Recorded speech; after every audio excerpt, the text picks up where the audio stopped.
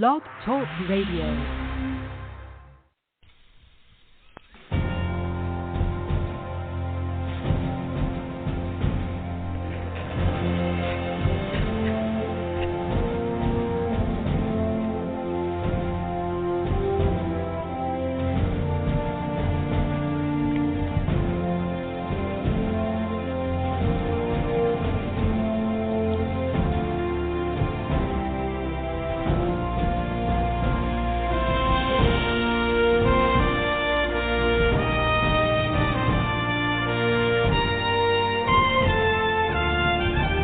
Welcome, ladies and gentlemen, to the Medlock Post radio show.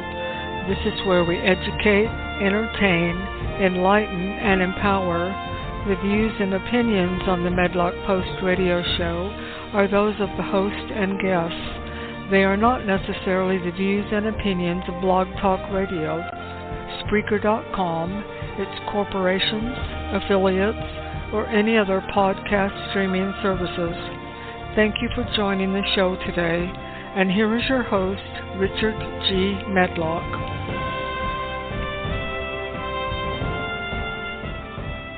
Greetings, ladies and gentlemen. Yes, this is Richard G. Medlock, sitting in the cozy studios of the Medlock Post radio show, coming to you on this beautiful Friday morning. Well, it's beautiful where we are. But, you know, if you're up and at 'em and you have things to do today, it's a beautiful day. Even if it's plowing snow, it's still a beautiful day. This is December 2nd, 2022, and our episode today is titled Seasonal Traditions. I mentioned the other day that we're going to talk about the different types of traditions and interfaith or faith services and celebrations that take place this month. So we're going to kind of cover a few of those, and we're going to add in a few more things. I'm going to do some poetry today. Excuse me, some seasonal poetry for your enlightenment. Probably some things you've never heard. Matter of fact, a couple of these I had not read before, but they're beautiful.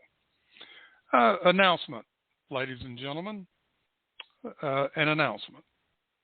You've heard me in the past talk about Medlock Post on Facebook, and it's a private group.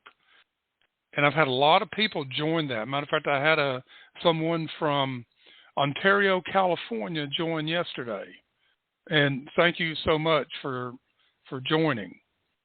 And when I set that up, I'm going to tell you how technical unsavvy I am.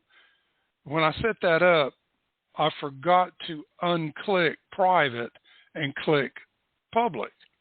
And once you launch it, you can't change it from private to public. So I've been battling that and just never gotten around to doing anything. So I went in yesterday and set up the Medlock Post group public Facebook page.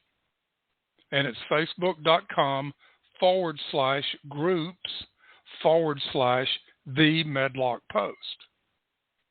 And so I'm already posting on there. But anyway, I put it up, and I said, okay, let me post something, see if everything's okay, that it will go on there. So I posted a political article from a major news outlet and posted it on there.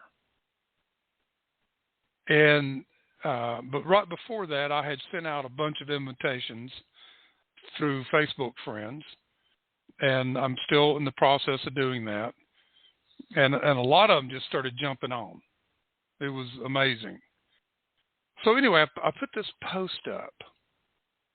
Well, one of my followers on the group and the radio show and other things, and she's also part of Up With America. When she replied to that post, she added something underneath, an article in her quotes. Well, I'm sitting there looking at it, and pops up this thing on the screen. You have been restricted for 1 hour because you did not meet community standards of the Facebook organization, da-da-da-da-da.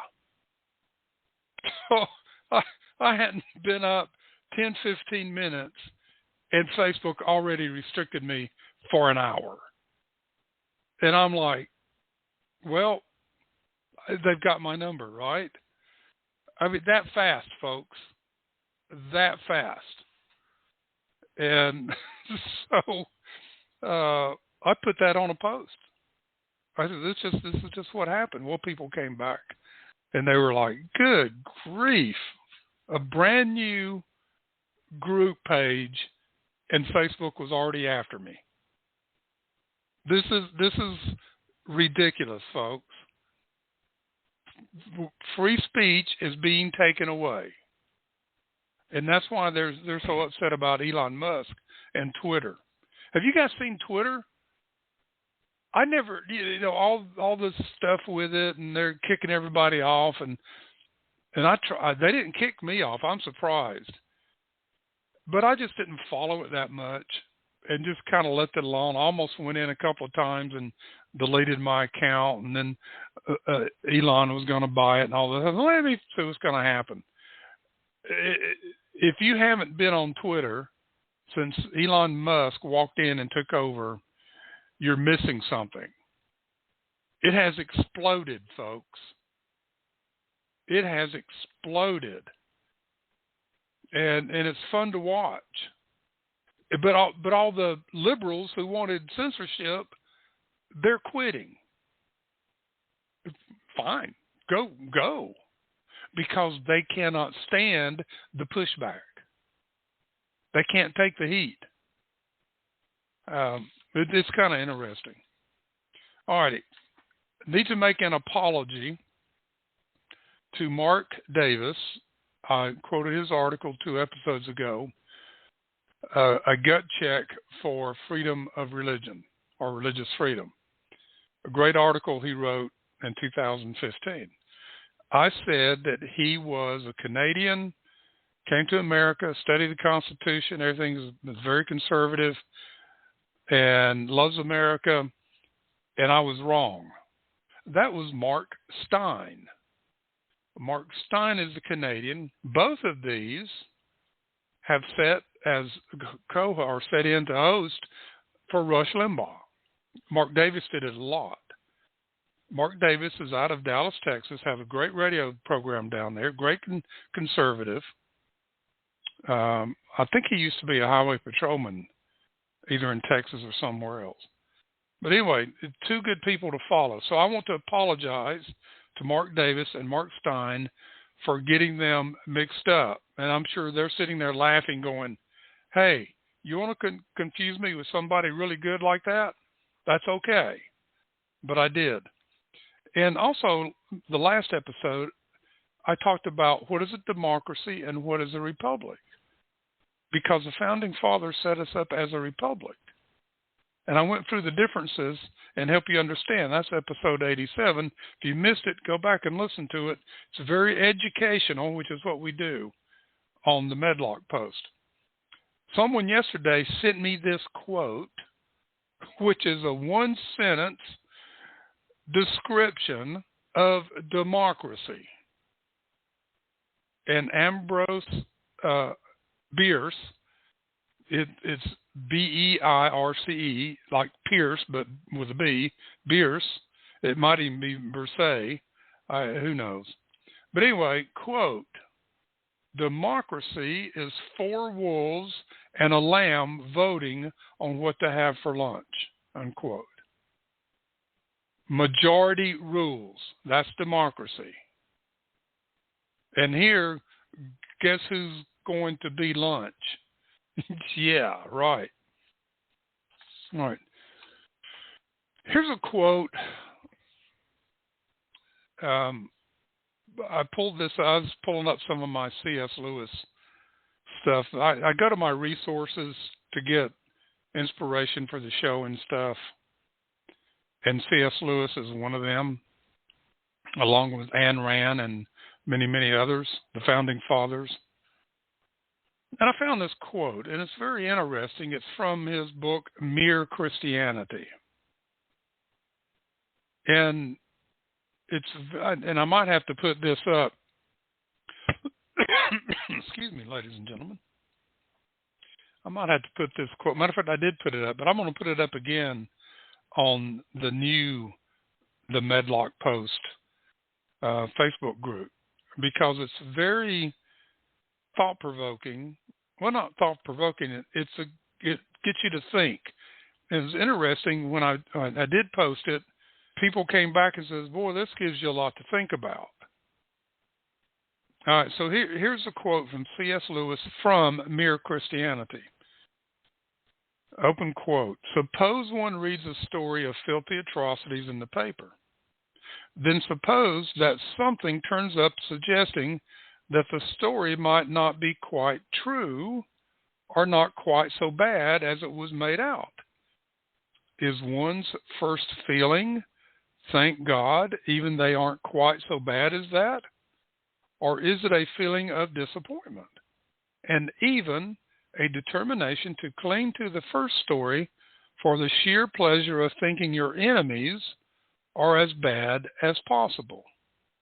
If it is the second, then it is, I'm afraid, the first step in a process which, if followed to the end, will make us into devils. You see, one is beginning to wish that black was a little blacker. If we give that wish its head, later on we shall wish to see gray as black, and then to see white itself as black. Finally, we shall insist on seeing everything, God and our friends and ourselves included, as bad, and not be able to stop doing it. We shall be fixed forever in a universe of pure hatred." Unquote. Fascinating observance there of human nature. And, you know, he says the second thing is, oh, thank God, even they aren't quite as bad as that. All right, so when we look at perspectives, be able to compartmentalize, but we don't want to go down the path of darkness that C.S. Lewis is talking about here. We want to stay away from that. There are too many dark people out there. They love to live in that darkness. Do not get drawn into that. Always go to the light. Be that light. We talked about that in the last episode. All right. Okay, you ready for a little Christmas music? Let's do it.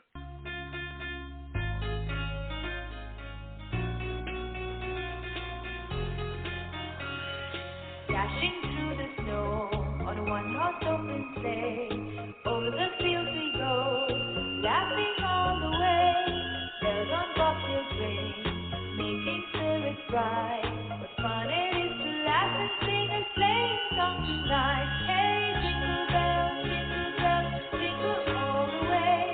Oh, what fun it is to ride on a one-horse open sleigh. Hey, jingle bells, jingle all the way. Oh, what fun it is to ride on a one-horse open sleigh. Dashing through the snow on a one-horse open sleigh, over the fields we go, laughing all the way. Bells on bobtails ring, making spirits bright. What fun it is to laugh and sing a sleighing song tonight. Hey, jingle bells, jingle all the way. Oh, what fun it is to ride on a one-horse open sleigh. Hey, jingle bells, jingle all the way. Oh, what fun it is to ride on a one-horse open sleigh. All right. I promise you there will be a better version of that. Yesterday I got tied up and didn't get a lot of technical stuff done. But that's a cute version. Hey, jingle bells, get us in the spirit, folks. All right. A couple of things, and then we'll get into all this Christmas stuff because I'm just really feeling a good spirit of Christmas this year. And I want to share these things. But here's a couple of things. This is from March of 1990. the Ripon Forum, RIPON, and it's a conservative group, and I follow it. And this is Elliot Richardson talks about the desire for freedom in oppressed regions of the world.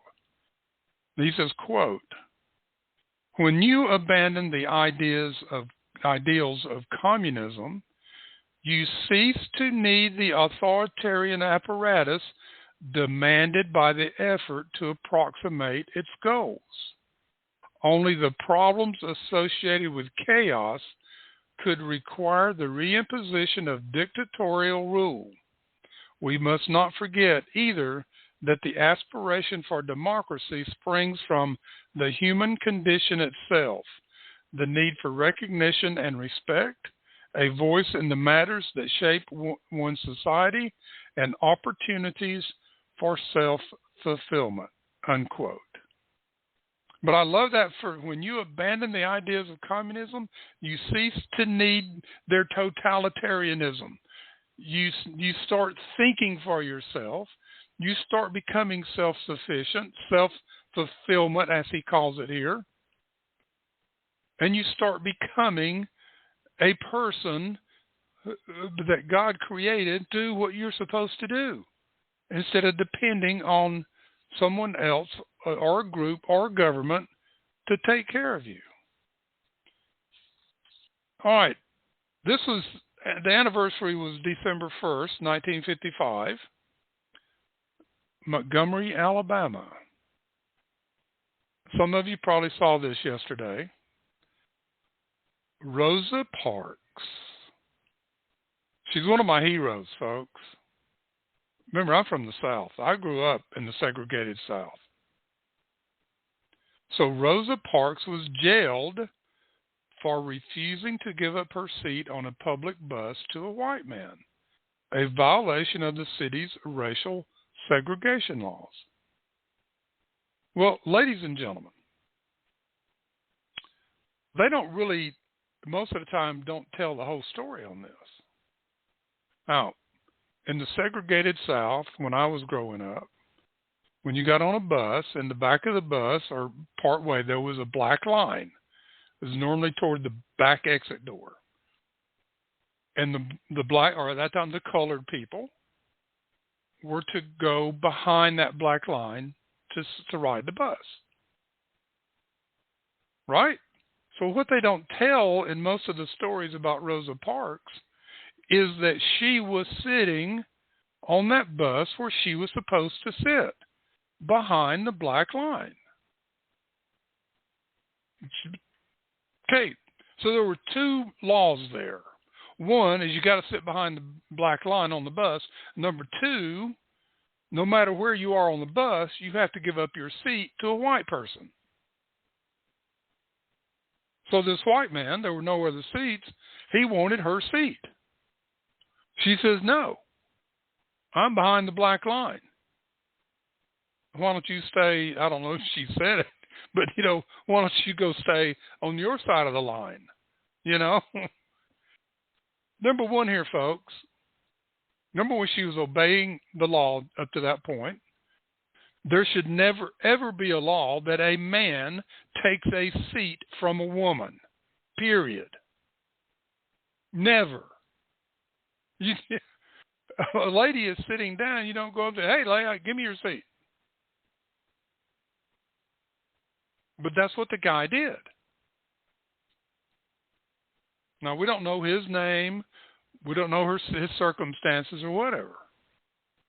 But she was arrested, became a big deal. It was all over the news. And she kind of spearheaded a civil rights movement by doing this, by really following the law, the letter of the law of I'm where I'm supposed to be, don't mess with me. But guess what, folks? The blacks didn't go out and burn down things and loot and tear down the place. No. They did peaceful protests. They made signs. They went out in front of City Hall and things like that. They didn't go tear things down and burn them down and take things that weren't theirs. They did it the right way, according to the Constitution, the right for peaceful protest.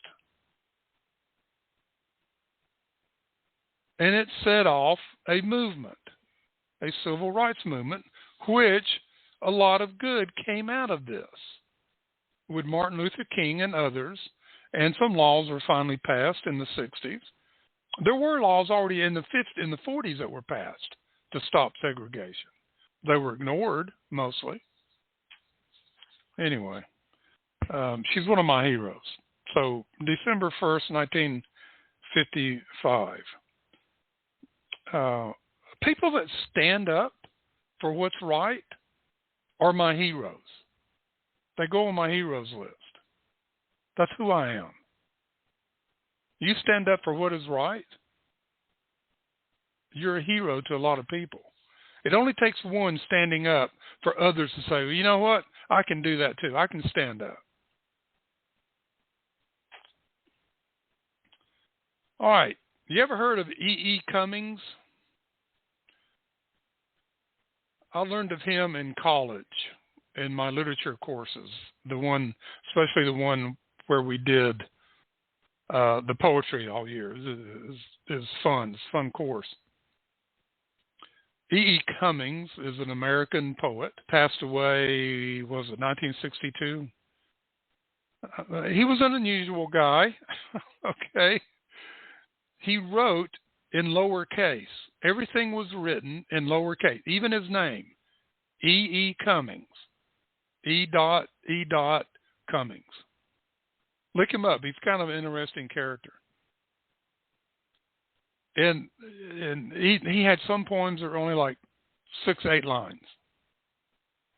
He was a good satirist. He really was.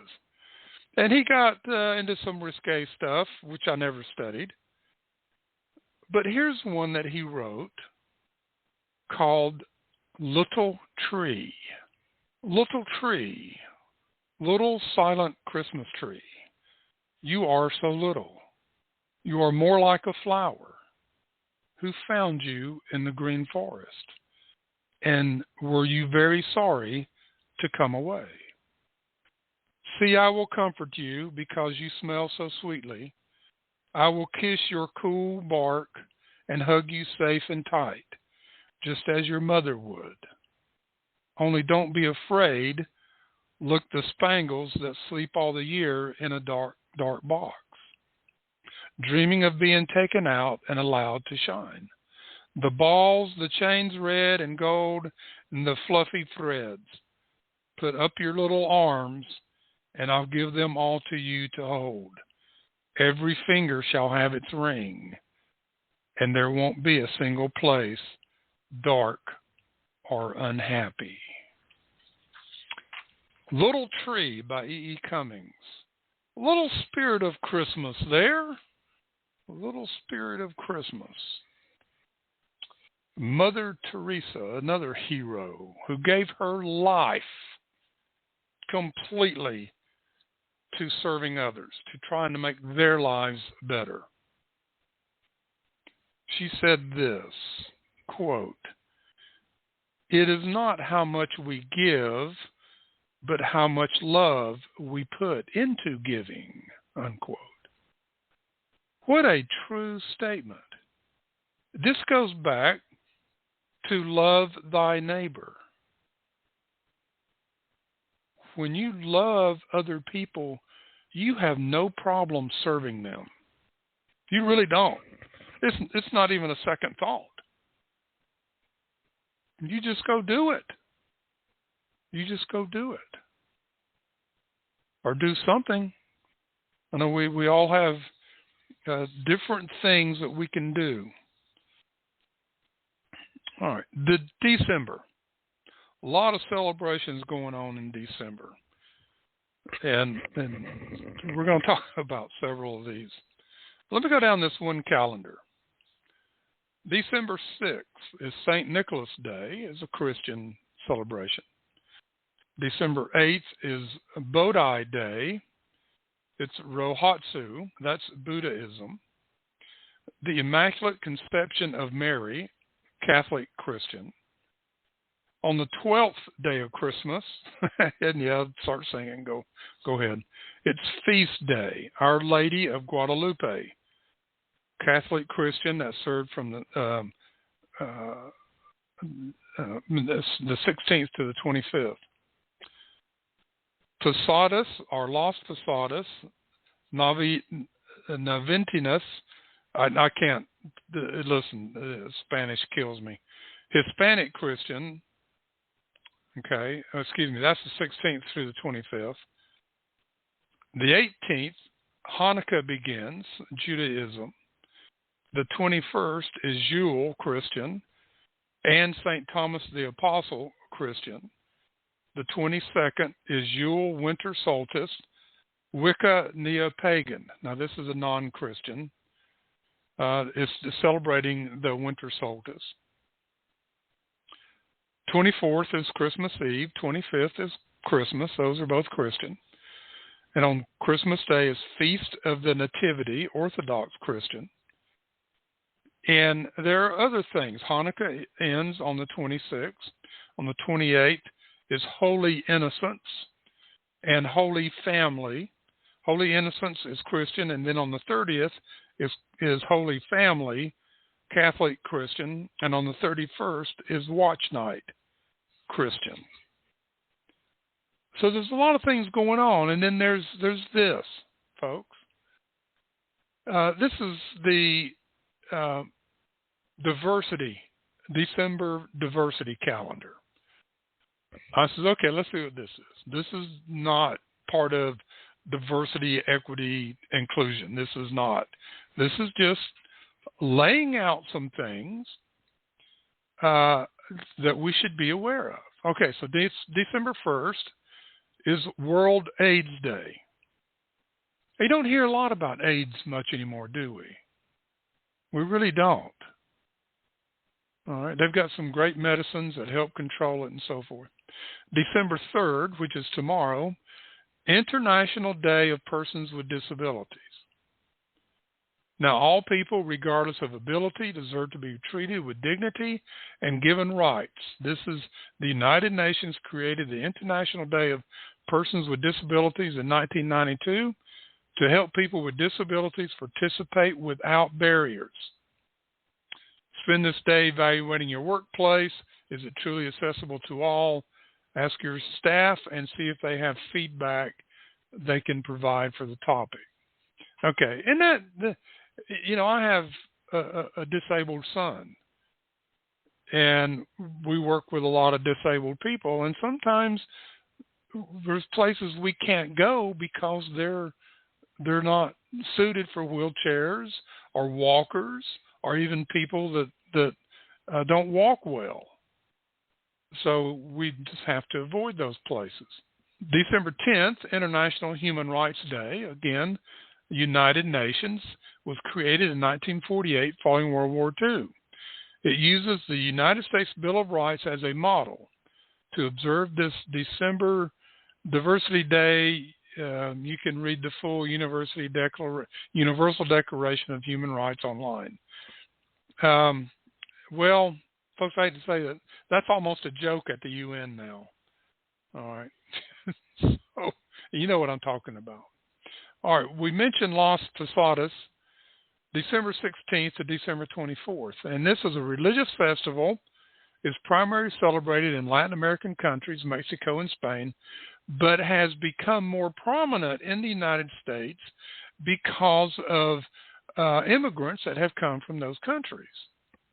And the festival is a reenactment of Mary and Joseph traveling to various homes in the community that are designated as inns. And after the reenactment, there is a celebration. So that sounds like a lot of good things to do, right? And then, of course, I talked about Hanukkah, December 18th to December 26th. This is an 8-day, 8-night celebration in the Jewish faith honoring the triumph of their ancestors over the Syrian Greeks. To see the Festival of Lights observed, asked to join a night celebration with a Jewish friend or family. So and there's many Jewish synagogues in most cities. You can reach out to them or nearby. December 21st, Winter Solstice Yule, Y-U-L-E. The winter solstice is known as Yule to those participating the pagan and Wiccan faith. The day marks the longest night of the year and the return of the sun. You can celebrate Yule by lighting a Yule log, making an evergreen wreath, having a nature-based treat, and decluttering your space. Well, folks, decluttering our space takes more than a day. Tell you that. And then, of course, Christmas. And then one thing, and that's the Christian faith celebrating the birth of their Lord and Savior, Jesus Christ, or our Lord and Savior. And it's practiced around the world, and a lot of non-Christian faiths celebrate part of it. So we have to be aware of that. Kwanzaa, December 26th. This is not a religious celebration. A lot of people have that misconception. I talked to a Kwanzaa minister several months ago. It was a fascinating discussion. And he enlightened me on what Kwanzaa is. And I'm not going to do it today, but I think in the next episode or two, I want to go over that because there are 7 steps that are pretty phenomenal. So there's so many things to look at, so many things to become aware of during this Christmas season. Not only if you're a Christian focusing on the birth of Christ and the presents you're going to buy and who you're going to buy them for and the office Christmas party and all of that. Focus on love of others, service to others. That's what we need to be doing. Celebrate the good things in life. We all have blessings. We've talked about that before on the program. So get to know your neighbors better. A lot of things you can do. Look, you go on, you do searches on the internet for these things. Be careful which sites you go to. There's some people that put a lot of bad information out about a lot of this stuff. So be careful. All right. Time for some more music here.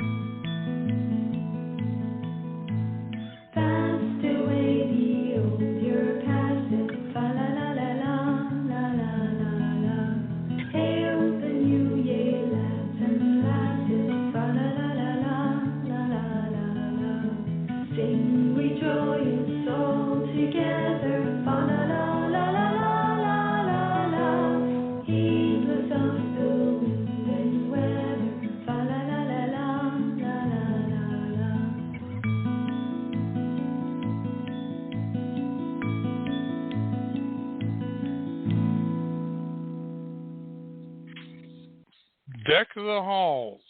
It's time to do that, folks. Yeah, I was hoping to get my outside lights up yesterday, and guess what?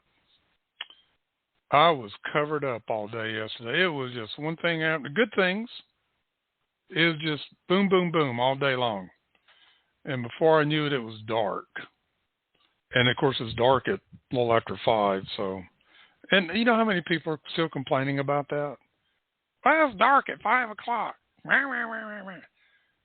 Well, that's the season, folks. This the earth turns. And we're on an axis, and we have seasons. We have long days and we have short days of light. So I know my daughter and I were sitting in a restaurant at lunch yesterday. I picked her up from work, and we went to lunch. And there was people in the booth behind us, and then I guess some friends of theirs came in. They were sitting at the table next to them, right across from them. Well, they started talking and all, and they got on this daylight savings time, and I had to chuckle. Really, but anyway, that's beside the point. All right. G.K. Chesterton, British Christian, he wrote this poem, The House of Christmas. The world is wild as an old wives' tale, and strange the plain things are. The earth is enough, and the air is enough for our wonder and our war. But our rest is as far as a fire drake swings, and our peace is put in impossible things, where clashed and thundered unthinkable wings round an incredible star. To an open house in the evening, home shall men come, to an older place than Eden, and a taller town than Rome.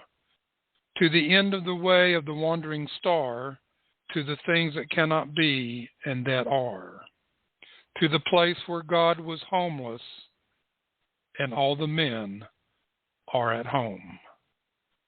G.K. Chesterton. This is a wartime poem. He's talking about the men at war, but he's also talking about God was homeless in a manger. I've got a story about that, too, I want to get to. I got all kind of stuff to bring out this month, and I hope you enjoy them to help you understand history and why we celebrate what we celebrate, whether it's Christmas or Hanukkah or whatever. We love Christmas time, right?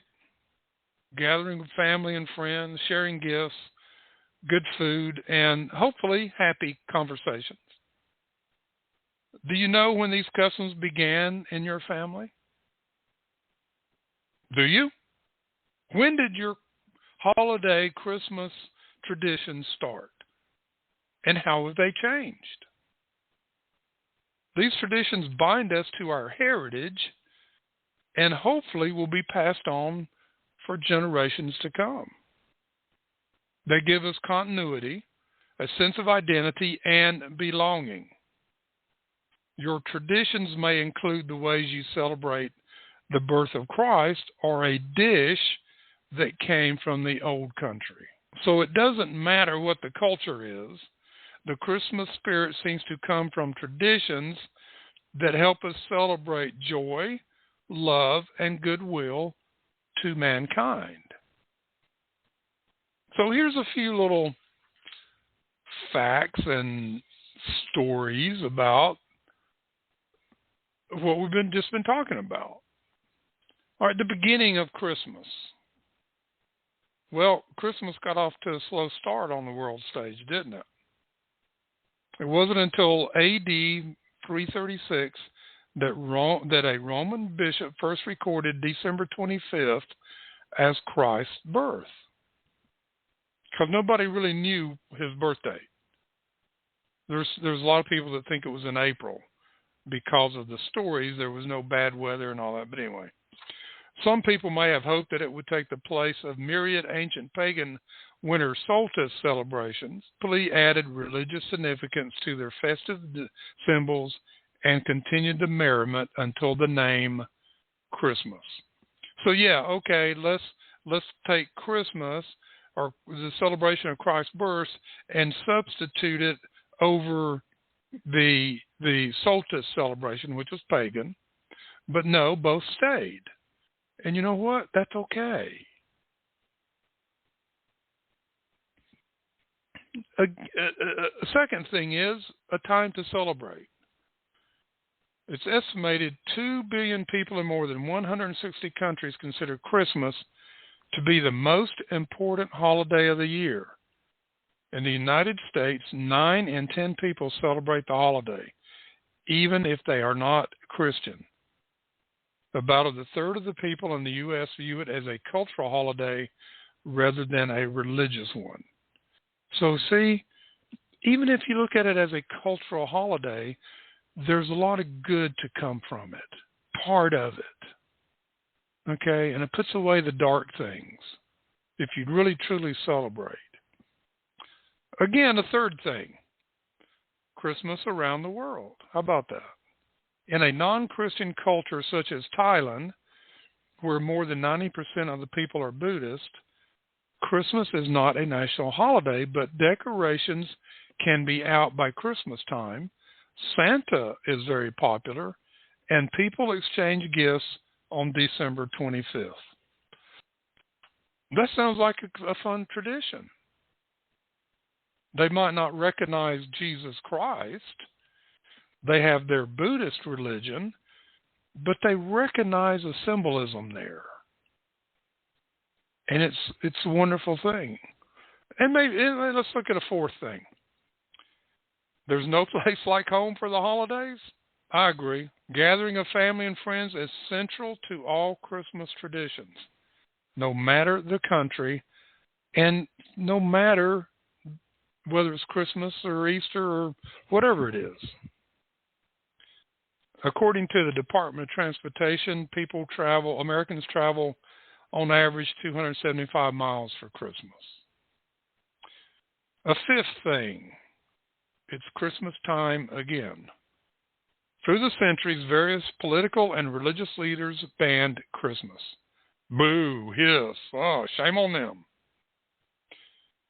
And are they not trying to do that in the United States today? They are, aren't they?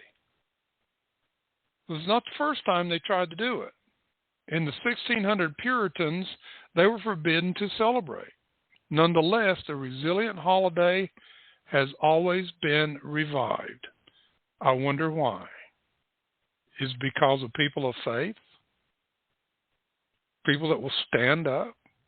I think so. The multicultural Christmas we celebrate today is very different from years ago. With vast immigration between countries and improved transportation and communication, since the industrial age, the holiday includes many shared global traditions, including music, food, and decorations. For example, Christmas trees became popular after Germany's Prince Albert married Queen Victoria and introduced a Christmas tree tradition in England in 1850. An American newspaper carried a picture of their Christmas tree, and the custom spread rapidly throughout the UK and the US. And you know what?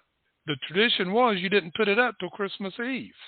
In old movies, you see them lighting candles on the tree, which don't do that today, folks. So a lot of traditions have changed. A seventh thing, religious ceremonies. In many cultures, many separate religious ceremonies other than Mass have been adopted. Yeah, a lot of different things. Advent signifies the coming of Christ and marks the beginning of the 4-week Christmas season. Special church services are held to focus on the nativity rather than commercial activities. Epiphany is celebrated 12 days after Christmas on January 6th to remember the wise men who visited the baby Jesus. In some countries, gifts are given. Las Posadas, we've talked about that. This is a 400-year-old tradition consisting of 9 days of candlelit parades of families and friends depicting the travels of Mary and Joseph. Christolis has become a common children's service during Advent. It began in a Moravian congregation in Germany in 1747 and now celebrated by congregations worldwide. Children are given a lit candle placed in the top of an orange, symbolizing the love of God and the world. I've done that with some friends. We did that with the orange and the candle. It's a lot of fun. It brings just a lot of fun and a good spirit, and you get to know your neighbors better. So there's so many things that are going on that can happen, and you say, okay, let's go out and look at what we can do. What can we participate in? Do you have to be Jewish to participate in Hanukkah? Do you have to be Buddhist to participate in their things? No. And tracking Santa? Oh my goodness. Remember that? I don't know if it's that big or not now. But it used to be, man, you tracked him. Where is he today? Where's he going? When's he going to get here? It's a lot of fun. All right. And look at these favorite Christmas hymns. You know, Hark the Herald Angels Sing, oh Holy Night, and all the traditional ones, Silent Night and all that. Look where they came from and how long we have been singing them. Germany brought out a lot of them. Silent Night. You know, look in your hymn book at church in those hymns. In ours, it shows at the bottom who wrote it, when, and who did the music, etc., etc. And you look down and you say, wow. And we're going to talk about some of those hymns as we go along here. Give you kind of a history behind them. Poem from Rudyard Kipling, a great British writer and poet. Wrote the Jungle Book. Wrote many great poems, lyrics. Gunga Din. If you've never seen that movie with Cary Grant, it's a great movie. It's one of my favorite movies.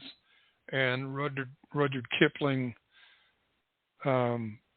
immortalizes Gunga Din at the end. The Charge of the Light Brigade, which will bring tears to your eyes, folks. But this is a poem written in the 1914-1918 era. They're really not sure what date. He lived from 1865 to 1936. This is a Christmas-Easter combination poem here. A nativity.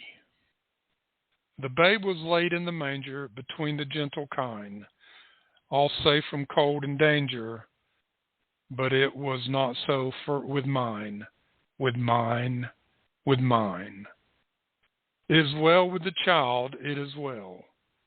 The waiting mother prayed, for I know not how he fell, and I know not where he is laid.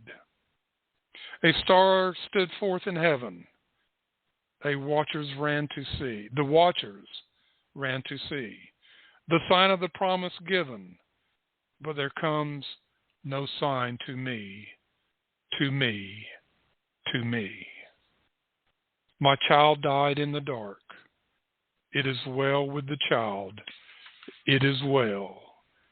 There was none to tend him or mark, and I know not how he fell. The cross was raised on high. The mother grieved beside. But the mother saw him die, when he died. He died he died. Seemly and undefiled, his burial place was made. It is well with the child, for I know not where he is laid. On the dawning of Easter day comes Mary Magdalene, but the stone was rolled away, and the body was not within.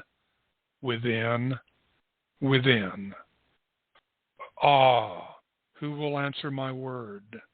The broken mother prayed. They have taken away my Lord, and I know not where he is laid. The star stands forth in heaven. The watchers watch in vain for sign of the promise given of peace on earth again.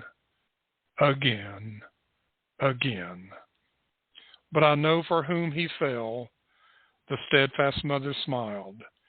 It is well with the child. It is well with the child.